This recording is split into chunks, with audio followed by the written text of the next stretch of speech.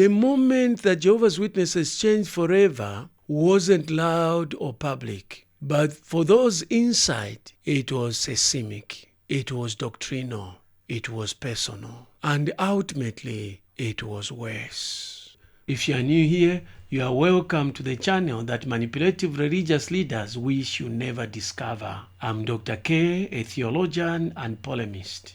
If you crave for such deep dive, subscribe and smash the notice bell for more. In July, Dr. K released a groundbreaking two-part investigative series titled The Moment the Jehovah's Witnesses Changed Forever. In it, he exposed how the Watchtower Society was quietly reshaping its identity, drifting further from its core teachings and deeper into institutional survival. Now the October 2025 annual meeting has confirmed everything he warned about.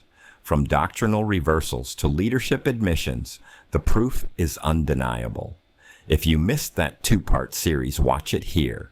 It connects every dot and shows exactly how the organization's downfall began long before this meeting. Now what you're about to hear is not speculation. This happened in October 2025 at the JW annual meeting.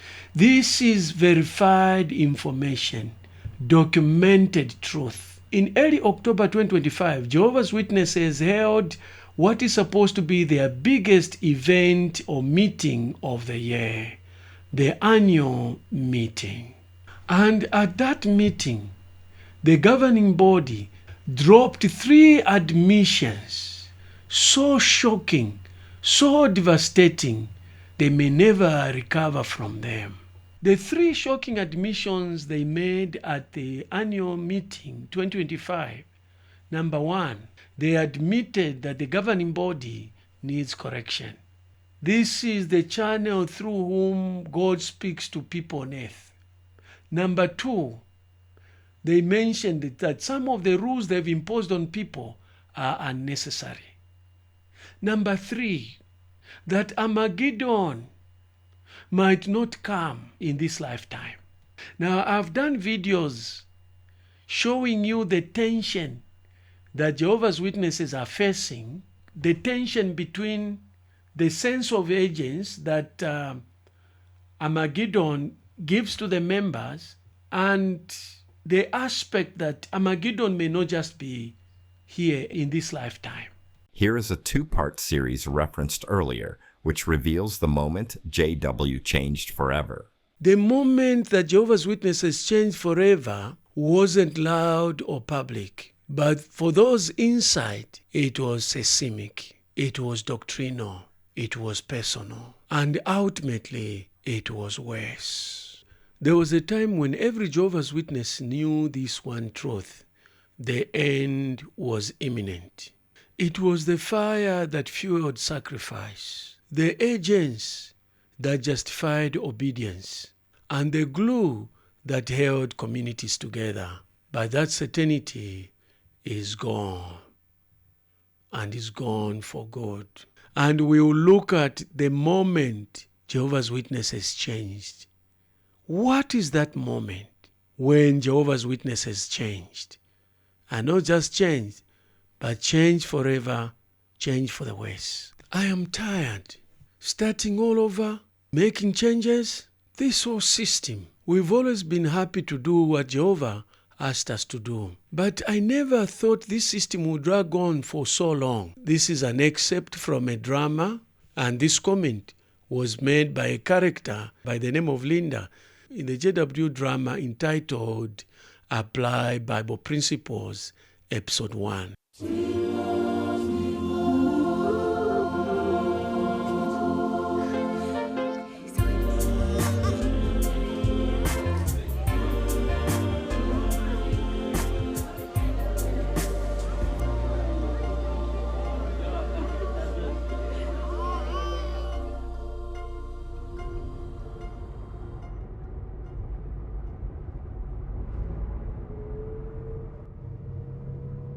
I've got some news.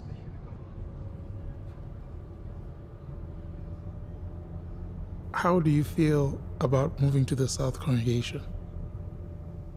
Why the South congregation? We're not even in their territory. It's twice as far. And it feels like the wrong time with everything happening in the congregation. But they need help. So Brother Maseko just asked if we'd be willing. I'm tired.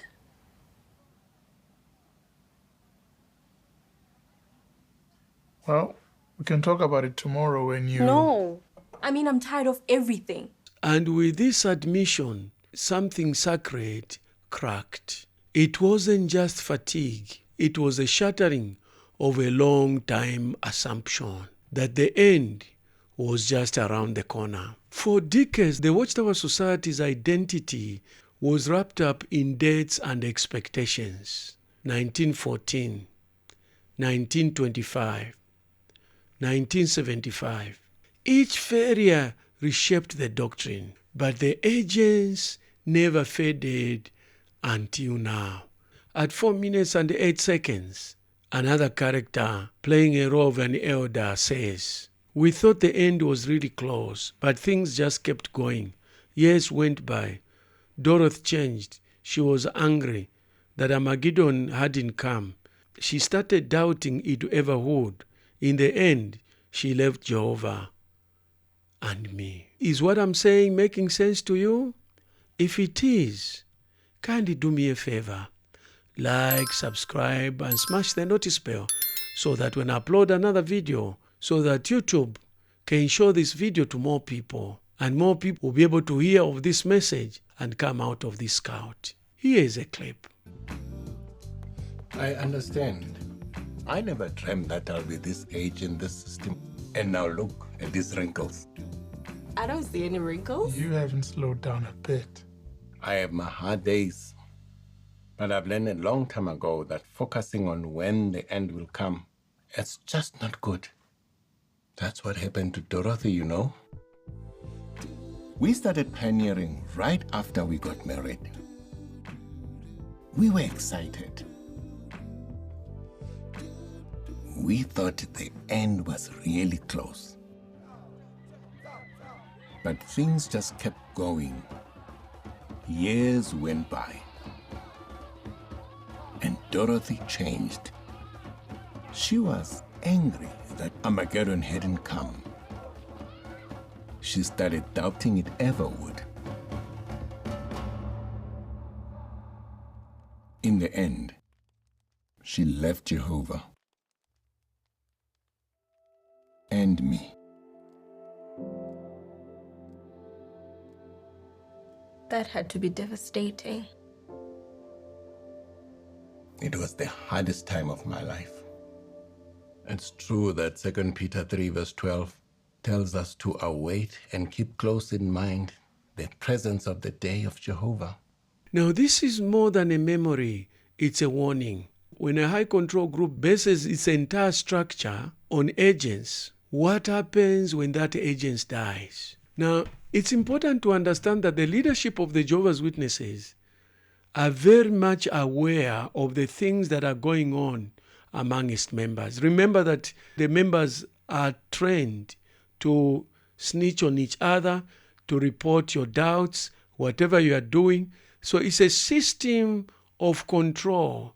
It's a system that has been developed in such a way that there's some form of rudimentary intelligence going on where members report on each other.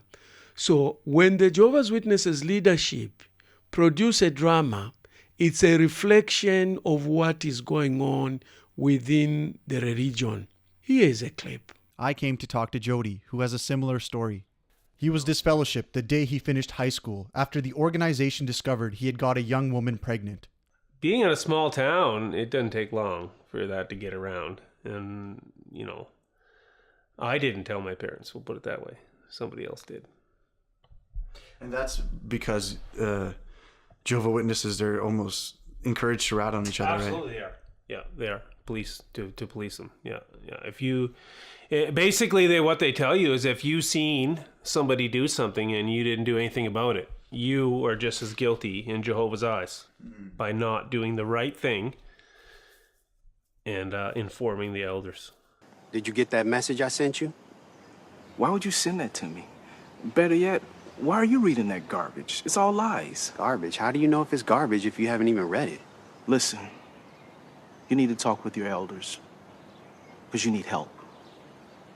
And if you don't speak to them, I will. Now, this drama, part 1 and part 2, talking about the sense of agency and how people are getting frustrated because the end that was supposed to be near was no longer near. Now, just imagine you are expecting something, so your adrenaline is high, expecting that this thing is going to take place soon. Maybe now you are going to rest.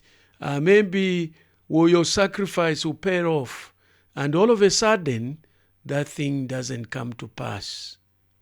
It is a big disappointment. The Bible in Proverbs says, hope deferred makes the heart sick. So this may be a dramatization, but it's a reflection of what has been going on in the lives of many Jehovah's Witnesses, particularly those that have been in the system for a very, very long time. And a lot of viewers of my videos, the older viewers of my videos, mention how they've waited for the end, how their lives were destroyed, but the end never came. JW Pure Worship Convention, a drama that has been played about a man talking to his friend's son and asked him, so what's up with you? And then he says, I'm planning to volunteer for Bethel. Then he says, Bethel? Him and his wife, because the parents were not there, had gone to prepare a dessert. And then he says, how are you going to take care of your family? They told us the end was near, but now look at us. We are now old. Here is a clip. That's great. Yeah. Thanks, Mom. So who wants dessert? I'll have a little piece. And I'm going to have a lot.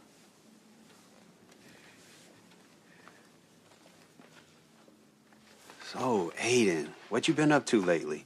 Well, I'm about to graduate soon. That's exciting. Mm-hmm. Yeah, I can't wait. And, I'm thinking about applying to Bethel. Okay, Bethel. All right, really? Yeah, I've been wanting to do it since I was a kid. Okay. Bethel's nice, but you got to think about your future. Yeah. How will you support yourself, or how would you support a wife after Bethel? You can still serve Jehovah right here. That's true. I know. I get it.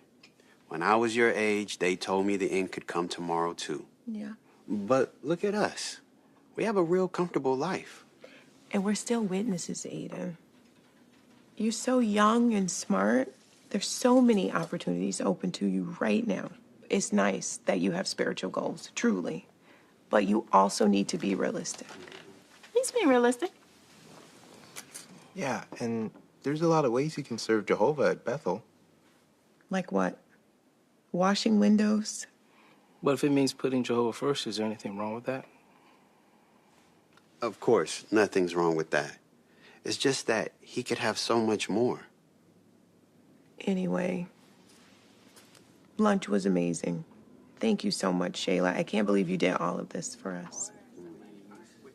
That is the truth going on in many older Jehovah's Witnesses. They waited for the end, but the end never came. Now, let's look at Linda and James, who are in the kitchen, present day. We kept going, changed congregations, made sacrifices, skipped having children. For what? We did it for Jehovah, for the kingdom. They said it wouldn't take long. They always said that. Here is a clip. Well, we can talk about it tomorrow when you... No. I mean, I'm tired of everything. Starting over, making changes, this whole system. We've always been happy to do what Jehovah's asked.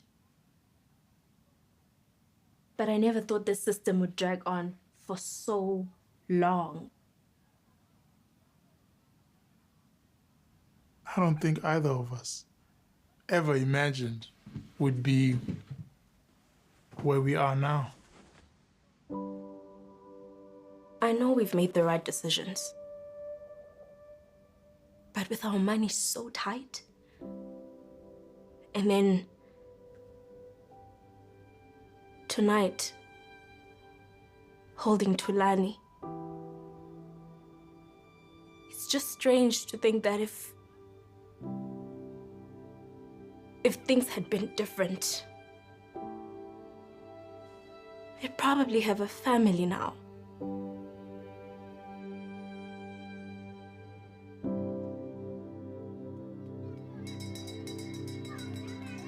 In the recent past, I have been saying, if you want to know the truth about the Jehovah's Witnesses, you will find it in the Jehovah's Witnesses dramas. The truth is not with the person supporting the doctrines of JW. The truth is with the character that is opposing Jehovah's Witnesses doctrine. As I've mentioned in the videos I did in the recent past, assessing the Pure Worship Convention using the BITE model and the dark side of Jehovah's Witnesses baptism, I've mentioned that the governing body knows the fight, knows the challenge that it's facing, the existential fight it is facing. And therefore, the recent videos on JW Pure Worship Convention have been done to anticipate, or they've anticipated the changes and the challenges their members are facing or will face. And what they have done is to prepare members to handle objections. I've mentioned having taught selling. When you're training people in selling, you have to make sure that, number one, they don't focus on the features of the product, they focus on the benefits. Number two, you have to anticipate all the objections they will have to prevent them from buying the product or a service. Now, you have to be prepared. You don't come up with answers. You start wondering what you're going to say when the objection is made. You have to prepare for those objections. This is what the Jehovah's Witnesses are doing. Trying to anticipate or trying to attend to the objections of the majority of the members.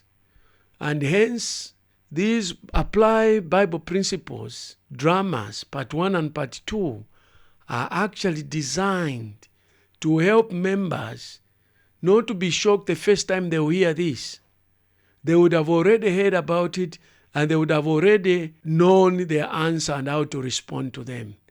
But for some, it's slipping through. They're able to notice the contradictions that are taking place within the Jehovah's Witnesses, the changes that are taking place. Another character says, when the pandemic hit, I knew the end was close.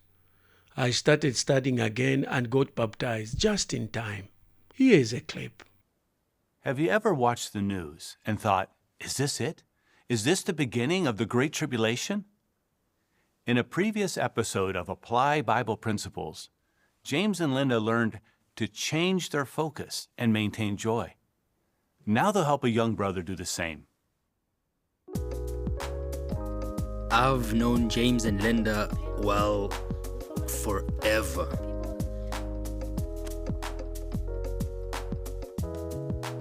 They were there when my family fell away.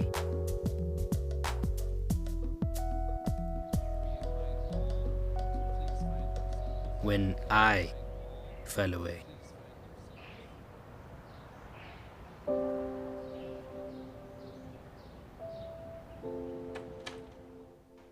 I knew it was the truth. I just wanted more.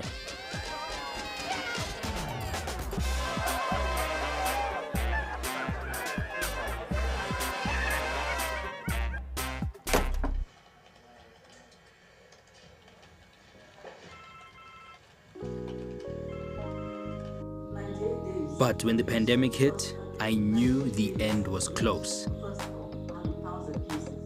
I started studying again and got baptized just in time.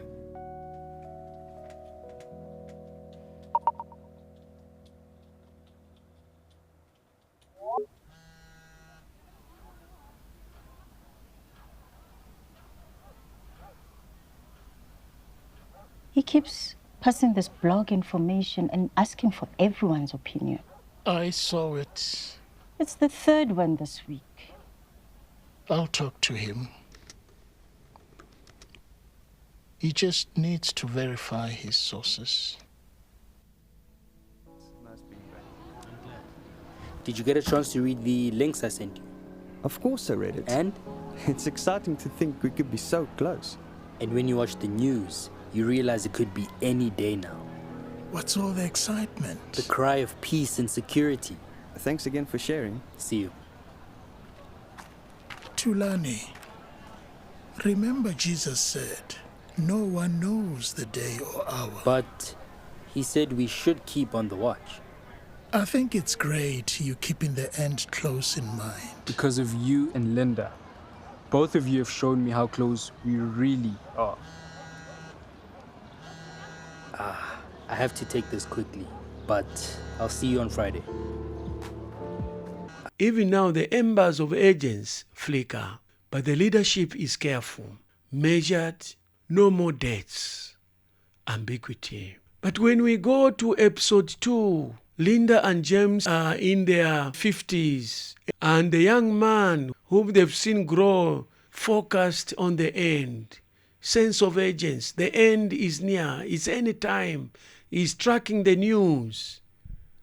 And then James answers and says, we don't know when the end will come. Could be tomorrow, could take a little longer.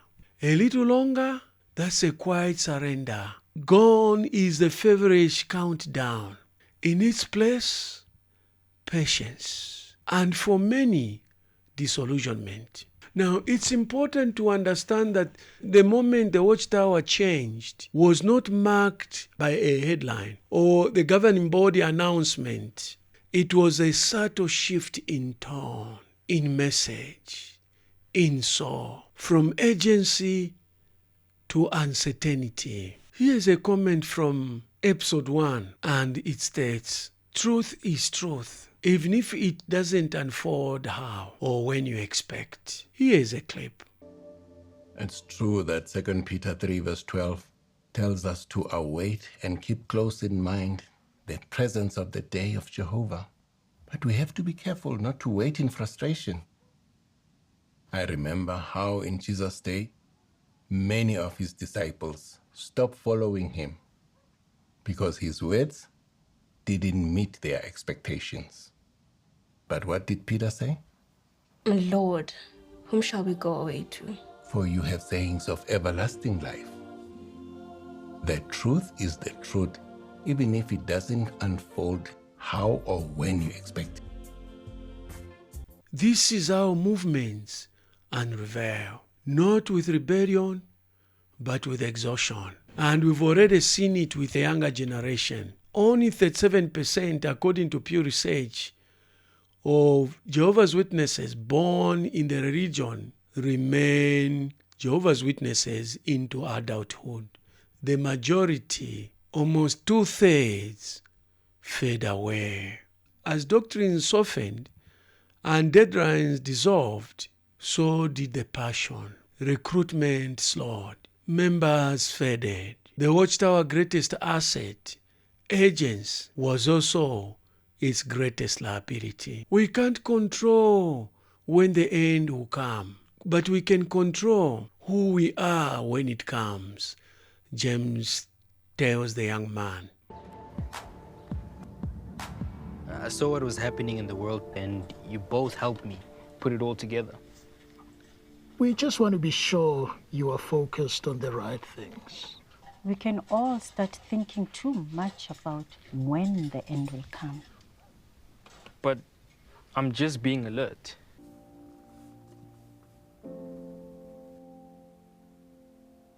You are asking the right questions. There was a moment in our lives when we focused too much on the when rather than the why we were serving Jehovah. It affected our zeal, our happiness, our perspective. And we'd never want that for you. This is the answer. Since all these things are to be dissolved in this way, consider what sort of people you ought to be in holy acts of conduct and deeds of godly devotion.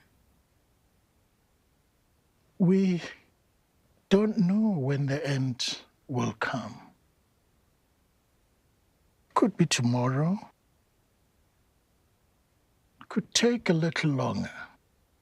But what matters is the kind of person we are when it comes. So focus on your love for Jehovah, His organization,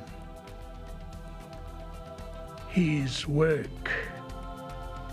Take the excitement you have and direct it the right way.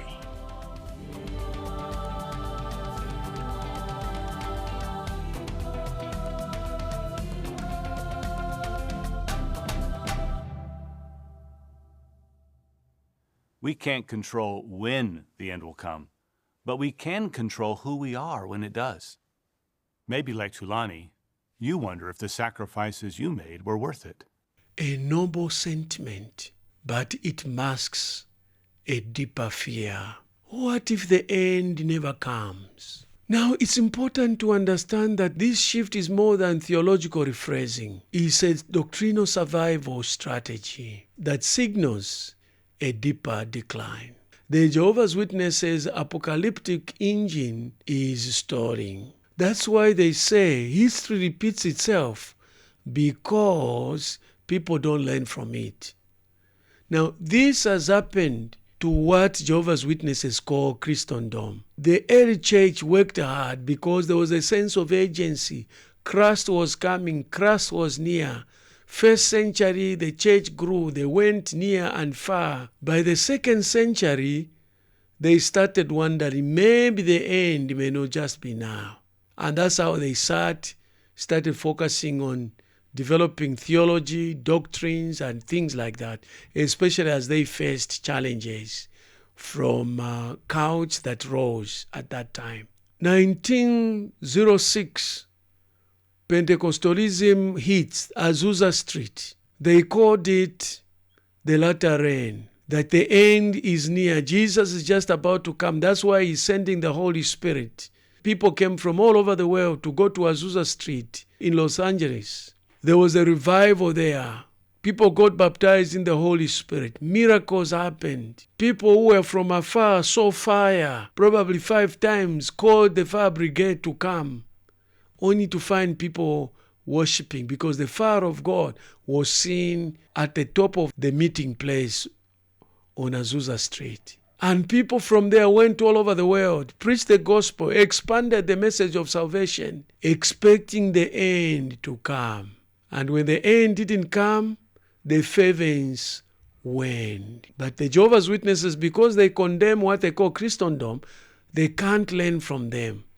That sense of agents that worked for them is now working against them. Without the threat of imminent end, the urgency to obey, donate, and conform weakens. Because this is a doctrine that is based on fear of the end.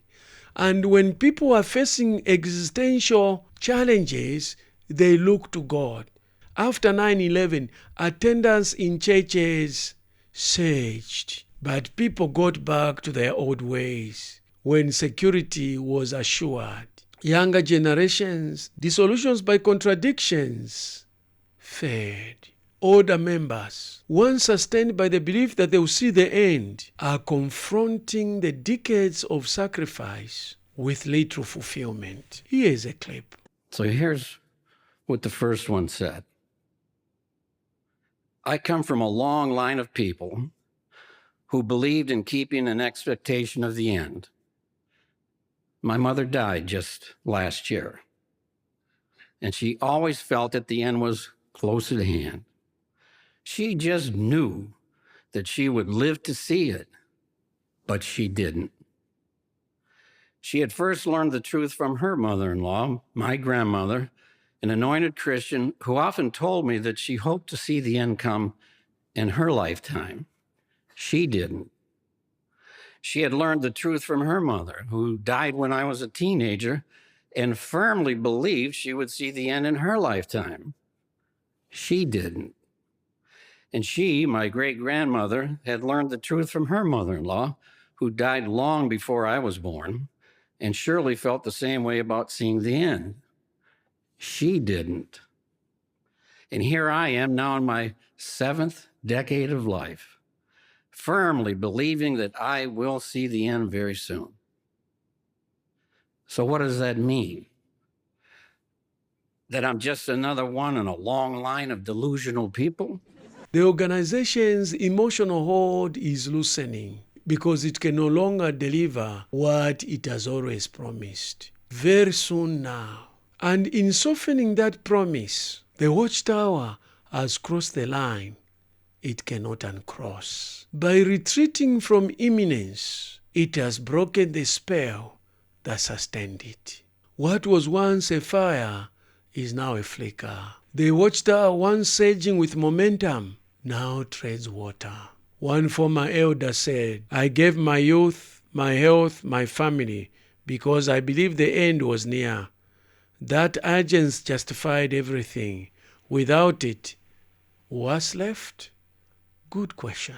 Former pioneer sister said, when they stopped talking about the end directly, I started asking, why am I still here? Why are we still sacrificing? The young man in episode 2, Tulani, said, and if the end is really so far off, why did I need to change my life now?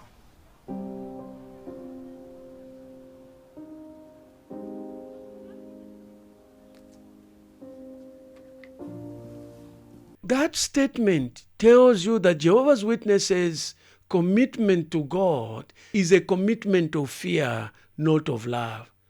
Because they see Jehovah God as God in heaven waiting to punish wrongdoers. Even if they are telling us that they don't believe in hell, that a God who loves cannot send people to hell, cannot send calamities, as one woman featured in one of the programs talking about calamities said, they had lied to us. The God that loves us cannot bring such bad things to good people. It just, in a sense and in a way, Jehovah's Witnesses are living in hell right here on earth. Like the person that Nav Sangha interviewed said about this fellowshipping. Here is a clip. One day, a friend of mine who also lost her legs in the earthquake told me that Jehovah's Witnesses showed her from the Bible that the earth will be a paradise. We will have our legs again, and we will be able to walk and run and dance. That gave me confidence that God loves us very much, and He is going to make everything wonderful. When I read Isaiah chapter 35 verse 6, where Jehovah God promises that the lame will leap like the deer, I finally understood that a God who would make that promise would never hurt good people. I had been lied to about God, but now I know that Jehovah's promises are real. This is what it looks like when a movement loses its voice. When trumpets stop sounding the agent's call, instead, whispers endure. The moment that Jehovah's Witnesses changed forever wasn't loud or public, but for those inside, it was seismic, it was doctrinal, it was personal, and ultimately, it was worse. If you have enjoyed this video, you've driven benefit from it, kindly do me a favor. Like, subscribe, and smash the notice bell so that when I upload the next episode, you receive a notification. And then you can choose whether to watch it, not to watch it, or to watch it later. To watch other episodes dealing with the imminent fall of the Jehovah's Witnesses, click on this link. I'll see you in the next episode.